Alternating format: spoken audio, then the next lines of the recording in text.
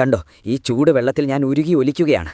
ഞാൻ ഉരുകുമ്പോൾ എന്റെ ഉള്ളിലെ കെമിക്കൽസ് നീ കുടിക്കുന്ന വെള്ളത്തിൽ കലരും. പ്ലീസ്, ഇതിന് പകരം ഒരു സ്റ്റീൽ ഗ്ലാസോ സെറാമിക് കപ്പോ ഉപയോഗിക്കൂ.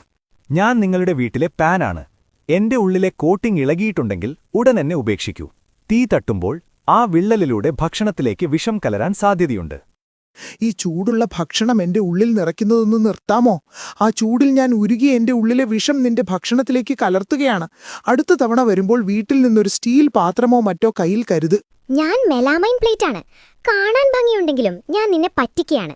മൈക്രോവേവിൽ എന്നെ വെച്ചാൽ ഭക്ഷണത്തിലേക്ക് ഞാൻ വിഷാംശങ്ങൾ പുറത്തുവിടും. തണുത്ത വിഭവങ്ങൾക്ക് മാത്രം എന്നെ ഉപയോഗിക്കൂ. ഞാൻ പ്ലാസ്റ്റിക് കട്ടിംഗ് ബോർഡാണ്. എന്നിലെ ഓരോ പോരലുകളും ബാക്ടീരിയകളുടെ ഒളിത്താവളമാണ്.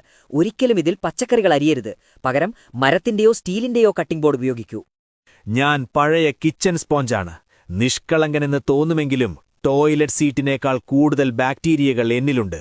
എന്നെ എപ്പോഴും മാറ്റിക്കൊണ്ടിരിക്കൂ. ഞാൻ പത്രക്കടലാസാണ്.